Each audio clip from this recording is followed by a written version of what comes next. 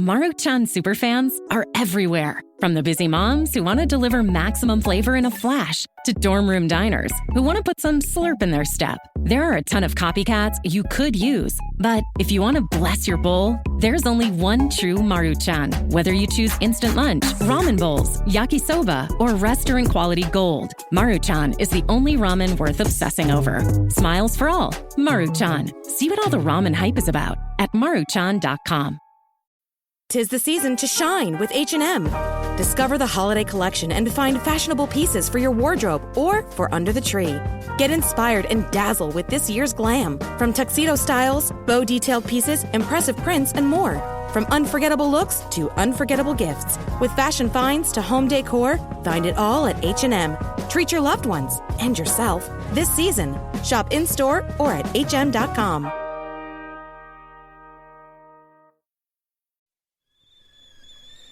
The kettle's boiled, Vic. Great. Perfect timing. Just a dash of milk for me, please, mate. Here you go. Shall we get started then?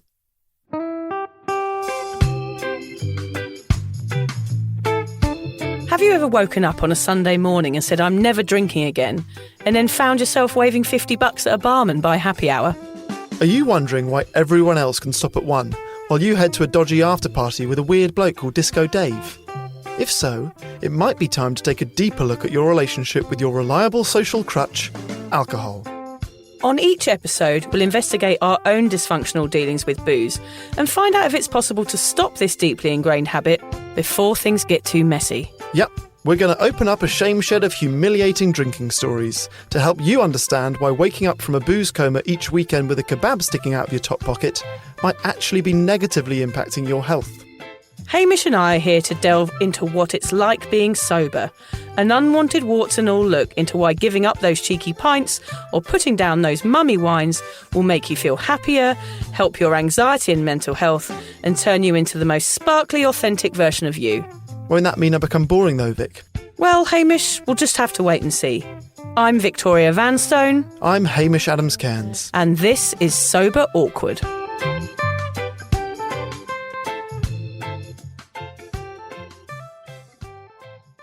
You ever been in a blackout, Alan? 5-6 times a week. What? 5-6 times a week? Pretty intense. He's out there just downing pints as we ramble on about sobriety in here. Yeah, he probably thinks we're the most boring people in the whole world. Hi, Hamish. How are you anyway? I'm not bad, thanks, Vic. I'm very well. It's nice to see you, and I really am desperate to know what your dancing in the dark challenge was like last week. Well, you couldn't join me, which was a shame because you had this operation. Yes, I had my gallbladder out. I'm an organ missing. Yeah.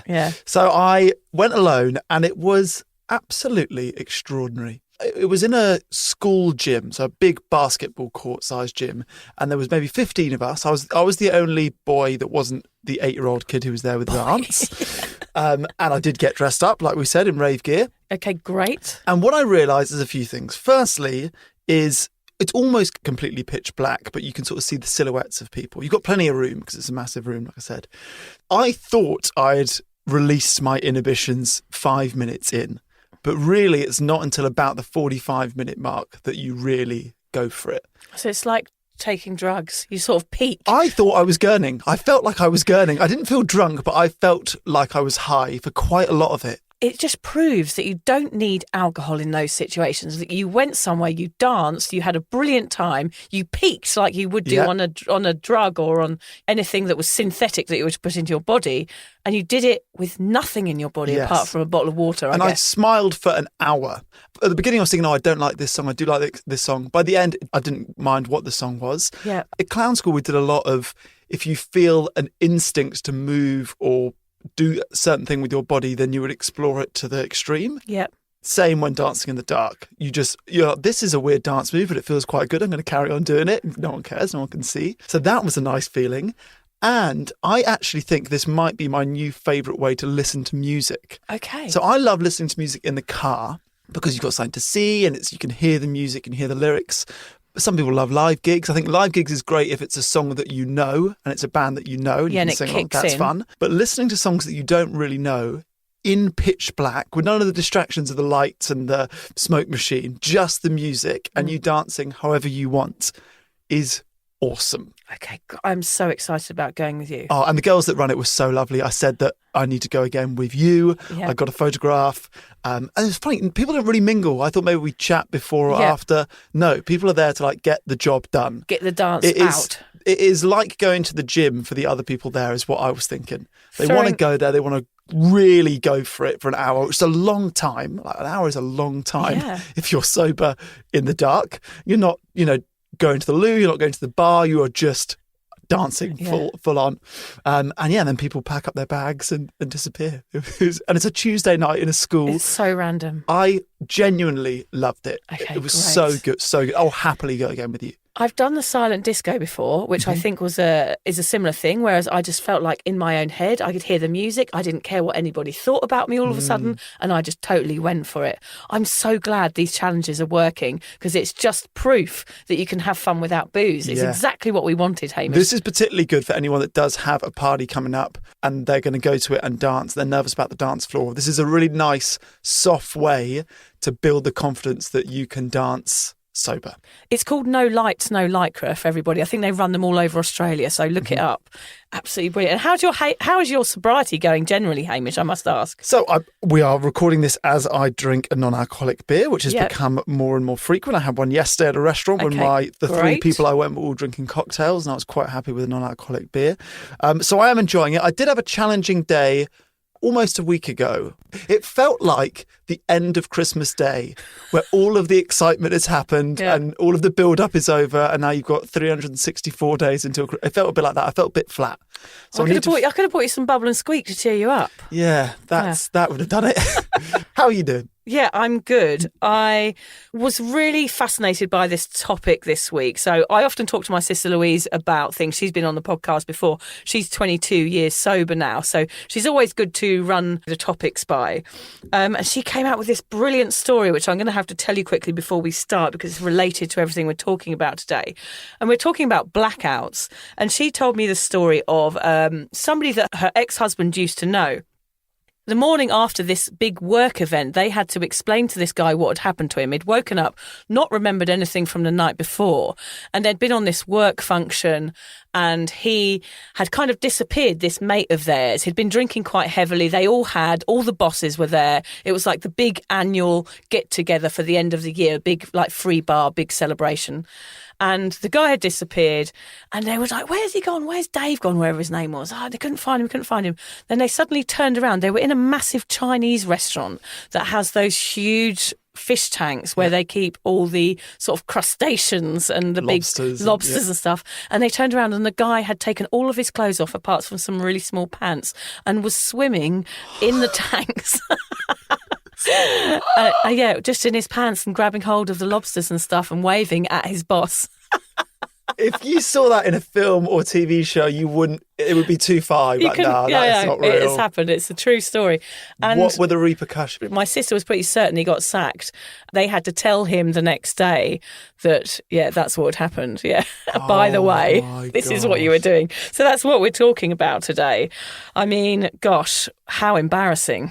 So we're going to talk about the blackout, why we have them, the dangers, our experiences, and how they affect our brains in the moment and in the long term. If you're listening to a podcast called Sober Awkward, then it's likely you're interested in finding out about the effects of alcohol. Well, we're hoping so.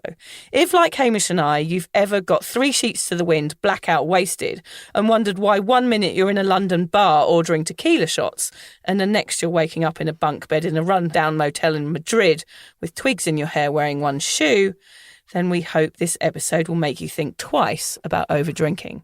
Yeah, I've been there, Vic. I've gone out with good intentions, then predictably spiralled into oblivion, only to wake up to reels of myself on Instagram doing the Macarena down the high street wearing nothing but my underwear. In the moment, I look like I'm having fun, but am I really? Am I having fun when I can't remember it? Good question. My mum always says it's been a good night on the tiles if you can't remember it. I used to agree like a nodding dog when she said that quote. I respected her stamina, quite honestly, and her dedication to the cause. But I understand alcohol a little bit more now. I grasp the risks and dangers of partying and not being totally in charge of your actions, which I very often wasn't. Not being compos mentis when roaming the cobbled streets of London town in my youth meant I was vulnerable and perhaps zapping a few brain cells along the way. You might have been taken and carved up by Jack the Ripper. Yeah, I'm not that old, Hamish. Jack the Ripper was a bit before my time. Oh, sorry. The Yorkshire Ripper, mind you. Yeah. So today you're getting the sober, awkward guide to what's really happening when you enter the blackout.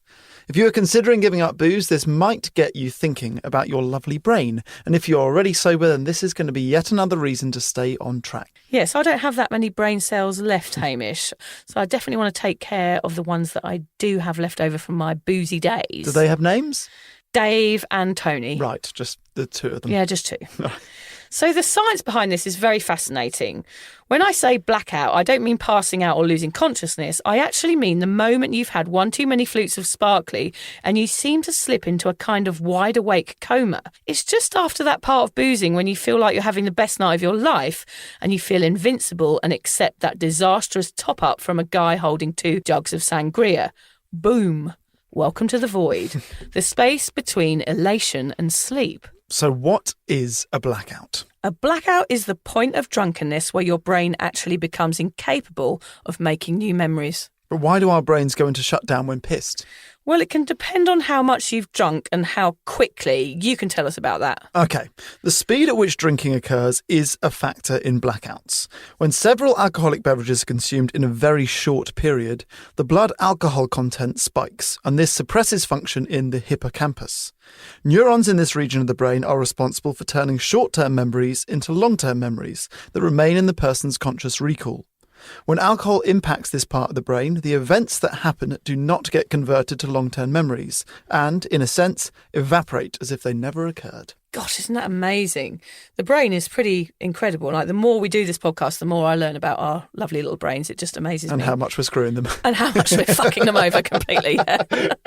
Can you tell us about the blood alcohol content there? So binge drinking is defined by the National Institute on Alcohol Abuse and Alcoholism as a short period of heavy drinking that raises the blood alcohol content to 0.08 grams per decilitre of blood. But this amounts to 4 drinks for the average woman or 5 drinks for the average man in less than 2 hours. When alcohol is consumed at this rate, the brain reacts and the consequences can be hazardous. That's not even that many drinks. No, so therefore, yeah, you're going into a blackout quite early, earlier than you realise, actually. I wonder how many drinks you have to neck before the blackout, Hamish. I'm a lightweight, so really 1 or 2, but I reckon realistically 3 strong ones would do it for me. So I'm definitely below average.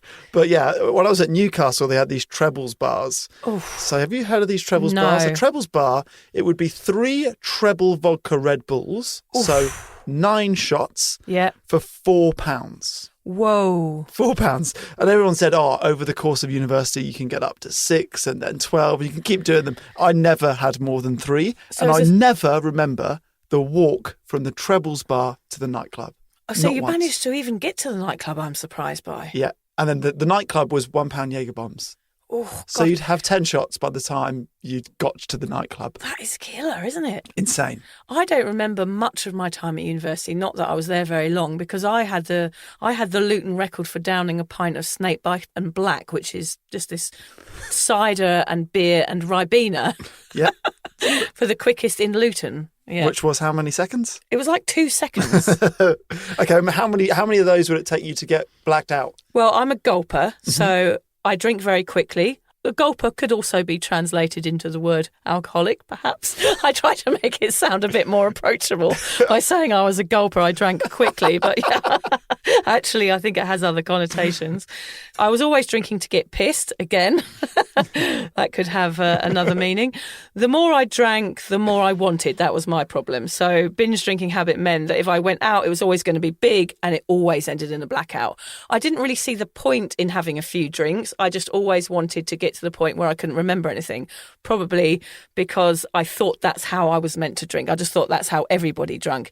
And I was generally in a blackout from 9 p.m, probably 3 times a week during my college days, university days and travelling days. It was just how I drank, was to that point. Unusual goal to set out to get to the point where I can't remember anything. Well, because for me, that was my goal. That's what I wanted to feel. That was a successful night. If I hadn't got to that point, I might have run out of money or the bar had run dry. They were the only 2 reasons I ever went home.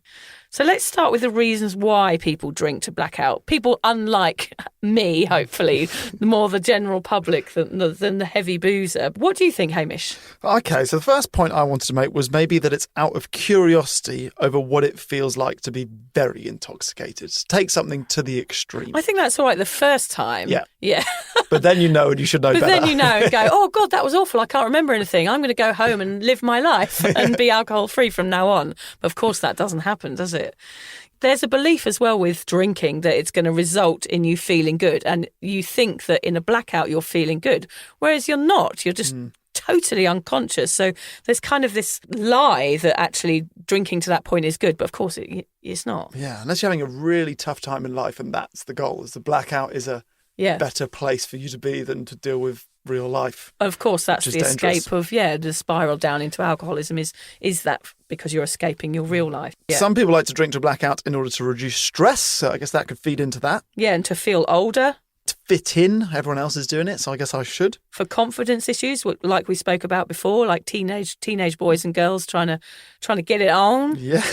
Lots of us don't know our limits, even though you've reached the blackout many times from drinking this many drinks every time, but you still don't really understand when one is too many. Can't stop once you start. If you're addicted, you've got addiction issues. Blocking out trauma, like we said. Or the normalisation of this behaviour. If everyone's doing shots, then I guess I should do shots like I was at the Trebles bars, and you think that's normal. Why did you drink to blackout, though, Vic? Are there any times that you've woken up from a blackout and wondered what the hell happened? I mean, it happened all the time. I can't even pinpoint 5 separate stories because basically my life is one giant blackout. But one of the ones that came to mind when I did think about this was a more recent one, was the first night I went out with my husband on a date. We went out drinking. I'd met him at university when we were 17 and we didn't see each other for 17 years. And the first night we went out was in Sydney. We went to a Shaggy concert. And Amazing. We ended up in this, it was brilliant. It was Shaggy and Ziggy Marley or something. Anyway, we ended up in this reggae bar afterwards in Enmore. And I remember we were doing shots and we'd had a bit of a snog and it was all quite nice and we were having a lovely time. But then I sort of slipped into a blackout. And when I came to, I was in the back of a limo. And I was like, what the fuck am I doing here? Like, why am I in a limo? And then this big Rasta jumped in the front, this brilliant looking guy with all his dreads in a hat piled up on top of his head. And he turned around to us and said, where are you two going? I'm the ambassador of Jamaica. I'll take you wherever you want. And we got a lift home from the nightclub with the ambassador of Jamaica. Yeah, had a lovely chat with him, listened to Bob Marley all the way home. On a first date? Yeah, on the first date we got. It was in my wedding speech, actually. Yeah, so I kind of came to out of a blackout with the ambassador of Jamaica. I know it's really random, but I always remember that. And then he dropped us off and we said, thanks, Ambassador of Jamaica, we're going home now. Well, we actually went on to another pub and then I don't remember anything else about the night at all. So a very romantic evening. Yeah. Yeah. I mean, there were so many times, Hamish, where, once I drank a bottle of Jack Daniels at the end of a party because there was nothing else to do because everyone had gone home. And I woke up on the couch of my friend's neighbour who I'd never met before. And they'd had to let me in because I'd been banging down doors. And I just had to wake up and apologise. I didn't know who they were. I sort of had to, sneak out of their front door. Oh, did you apologise or did you sneak out? Well, I snuck out and then I got my friend to apologise. I see through this bullshit story. I wheel spun out of the driveway. See you later. I once came to out of a blackout as somebody had poured a bucket of water over my head from an apartment above me that I'd been trying to get into. And the next day I saw someone and they said, I saw you down Brighton seafront yesterday. You were soaking wet and dressed as a Viking. I was like, what? Why was that? And then I had kind of flashback of me in one of those big sort of helmets with horns coming out of the side, standing soaking wet by the side of a road on my own. Seems to be a bit of a theme of you getting into a blackout and trying to break into people's homes. Yeah, I think it is. I was just looking for the party. I think that's what it was. If I heard music, I was like, oi, let me in.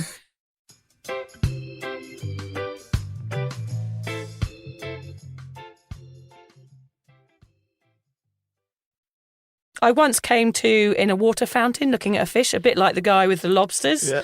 Were you the guy in the tank? I wasn't. Have you changed the name to Dave? And this is actually your story. I was Lobster Man for a day. Yeah, a friend of mine woke up in the bucket of a digger one morning. Lots of terrible stories about waking up in weird places. That happened all the time. My sister told me another story once of a guy that went to a party in Liverpool, and when he woke up, he opened the curtains and he was staring at the Empire State Building. That's the sort of thing that can happen in these drinking stupors, isn't it? Oh. You don't know what you're doing and it can go on for hours. That's the scariness of a blackout, hey, Hamish. That takes the biscuit. That's unbelievable. It's true. Things like that happen. What about you? Well, that party one of looking for a party has reminded me of one where I had a night out. I was living in Sydney, and in London I was a children's party entertainer, right? Doesn't surprise me. So I had a bag full of tricks, and when I moved here, I didn't have a job. I bought most of the equipment that you need to do children's parties, which is a tug of war rope, a colourful parachute, little bits of sweets and all that sort of stuff. And I had a big night out, and I came back, and my housemates heard me come in, and then they didn't hear the door closed. Yeah. And they went looking for me, and it turns out I'd come in, picked up my children's party stuff, gone to the neighbour's house for having a garden party, and when they looked over the fence, I was there hosting a children's party for the neighbours. In a blackout? Yeah, I had the parachute out. I was giving them team names. Oh, God. You couldn't remember it? No, I don't remember that, no. Oh, my God. So yeah, the party continued. Yeah, I had a blackout party recently. So all the boys in this friendship group had a party, and all the girls did one. The girls' one looked like a beautiful party. Everyone brought a plate of food. There was fruit in the fridge. Like they made cocktails, but it was quite a classy party. Yeah. The boys, the only food in the fridge was one stick of celery.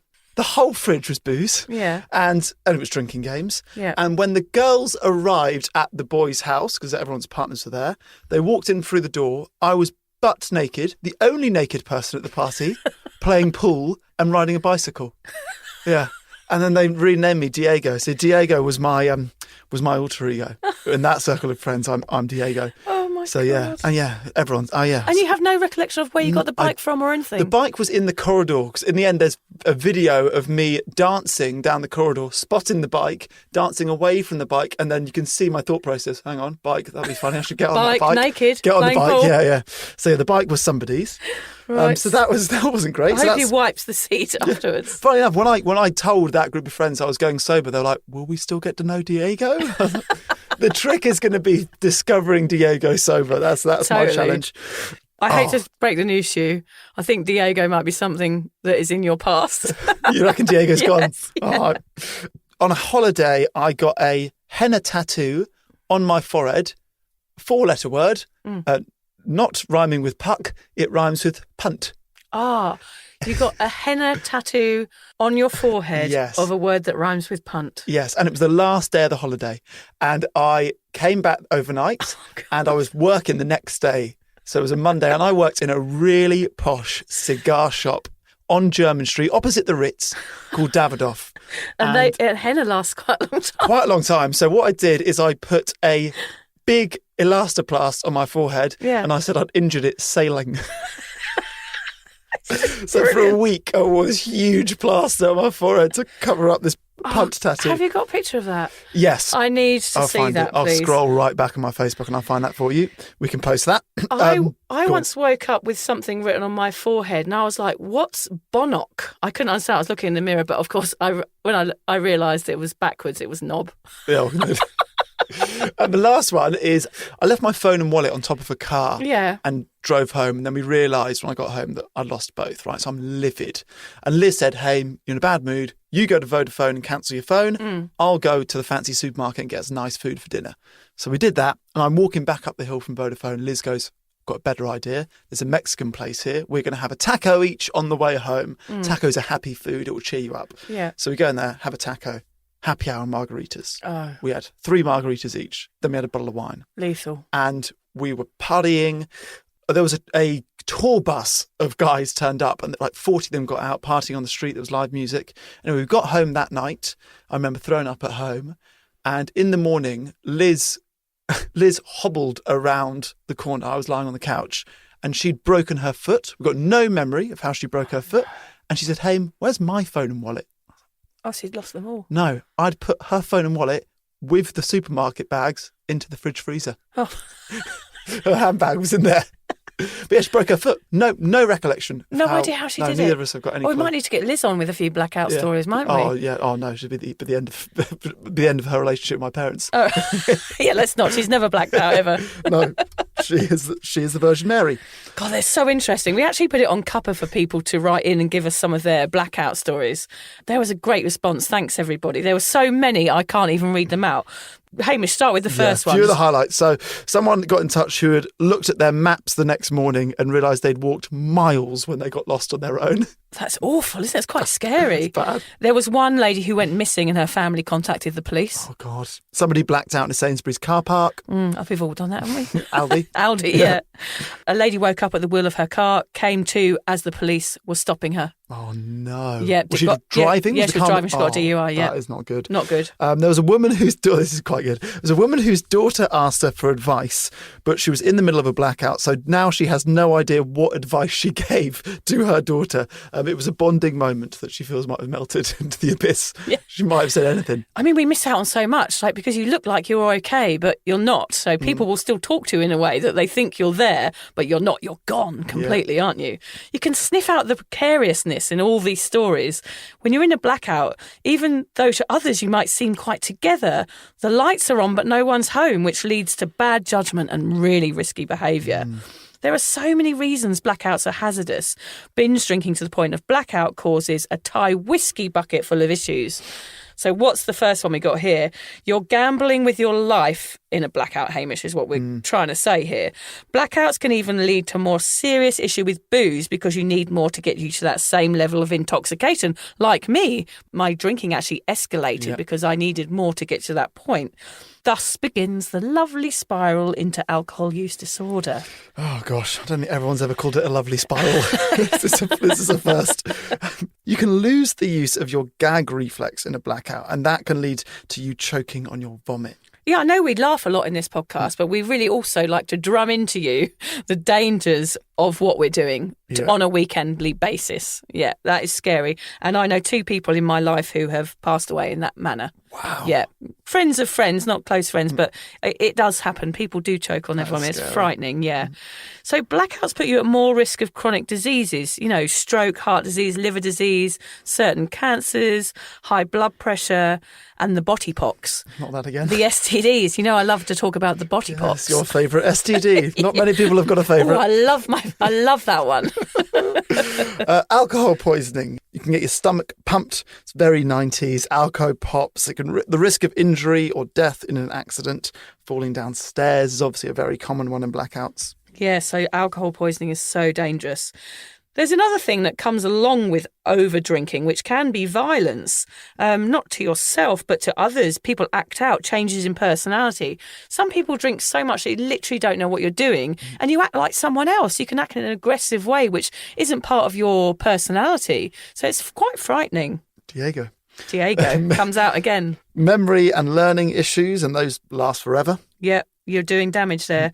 Risking the life of others, drink driving, domestic violence, leaving the oven on, leaving burning cigarettes in an ashtray, things you normally wouldn't do. So generally, you're not as aware of what you're doing as you would be, of course, if you were sober.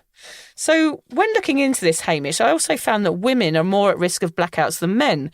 The primary reason being their body composition and difference in hormone levels. Since women get drunk on less alcohol, their blood alcohol level rises quickly, hence they are more likely to experience a blackout. That's why when you see footage of nights out in Liverpool on that programme Ambulance or Paramedics, I love those shows, there's usually a lot more women puking down alleyways and being treated by the ambulance people than men. Women get pissed easier. Simple as that. I'm not so sure about that. I am as much a lightweight as most women that I know. Okay, women get pissed the same as Hamish. Yeah. That's what it basically works out, yeah. So if you're blacking out more than once a year or, even more than once every 5 years, it means your drinking needs attention and your life could actually be at risk. I know from experience that drinking to this point doesn't feel good. It just led me to drink more, to block out the shame from what I'd done. It was easier to keep drinking than consider if what I was doing was okay. I'm a classic case of that. Yeah, I'm sure everyone can relate to that. as well. Yeah.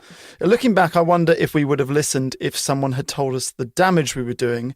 Would we have taken notice?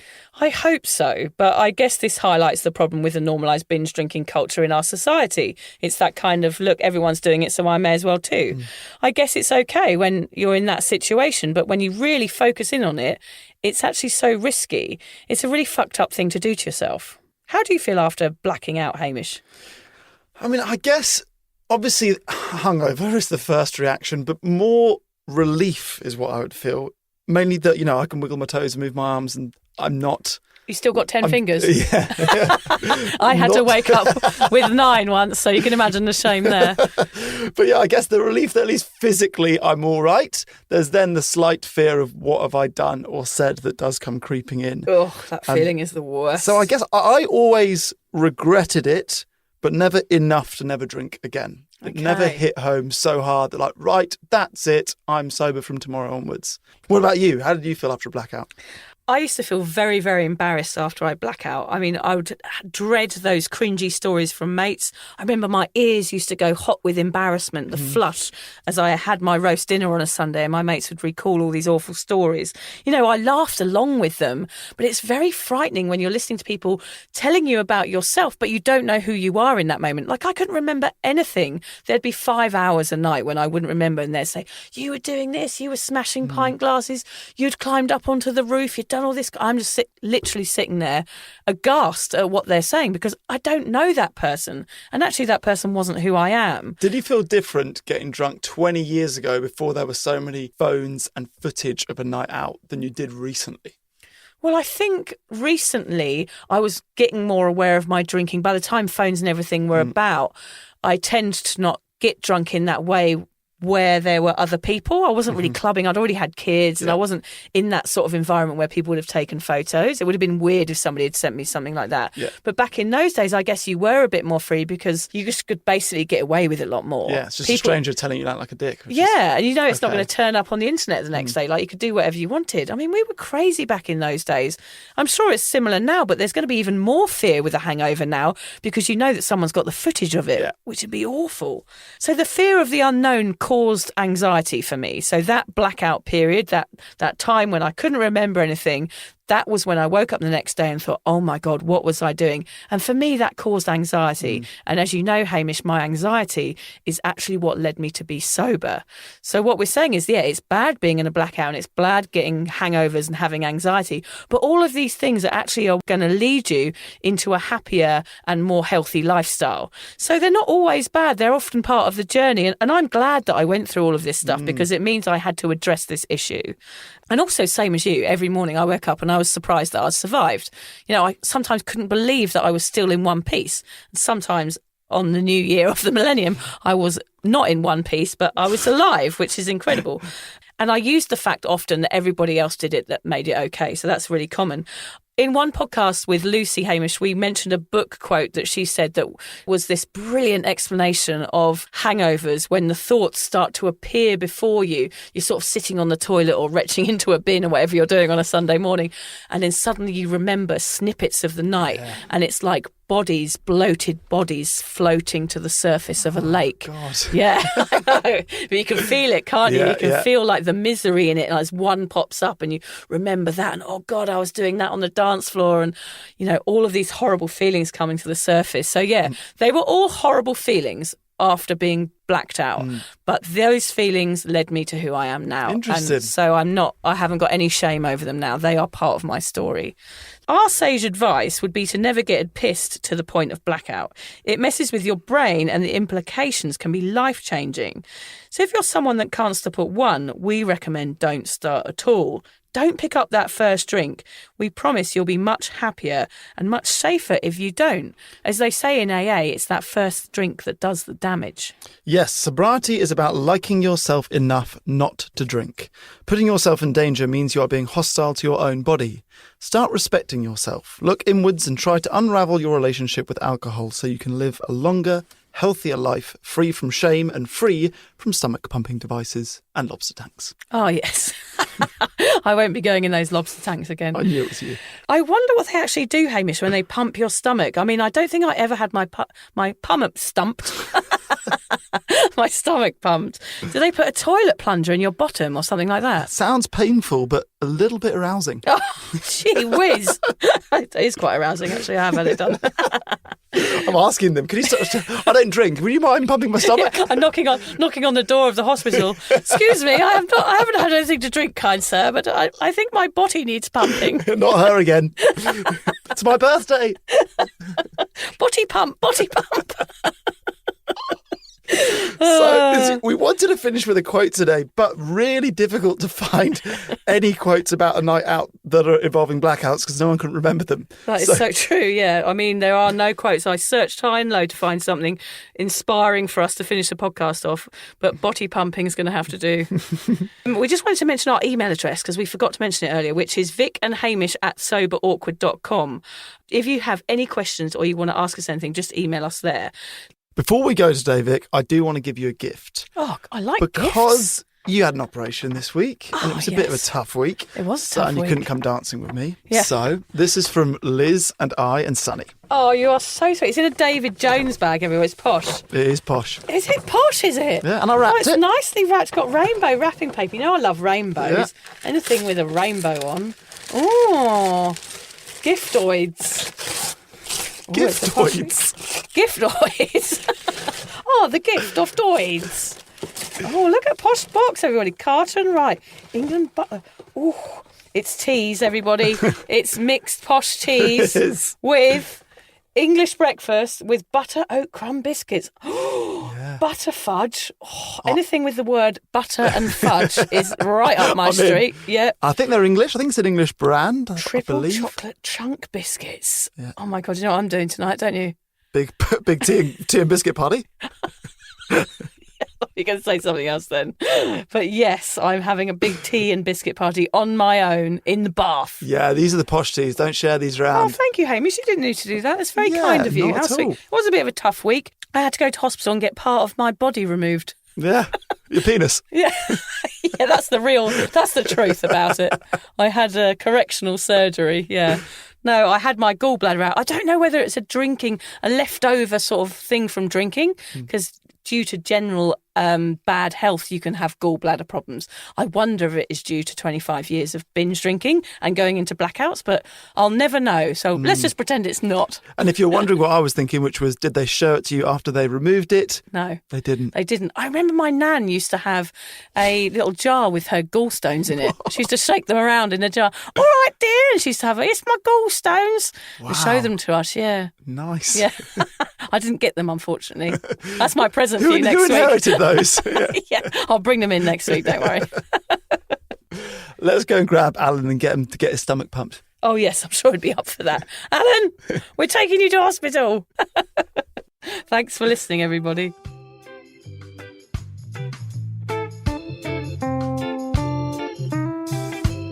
If you're questioning your relationship with booze, you're struggling to moderate, or your hangovers are causing anxiety, it might be time to reach out for some support. Yeah, just talk to a mate about how you're feeling, contact a local doctor, find an AA or sobriety group. Vic's got one. Yeah, just head to www.cuppa.community. Remember, if you're questioning yourself, it might be time to seek support. Even though this journey can be awkward, it is definitely worth it. And if you've enjoyed the Sober Awkward podcast, don't forget to review it, rate it, and share it with your mates. They have to share it with their mates? Yeah, of course they do. I'm not doing this for nothing, Hamish. Bloody hell. How do they share it?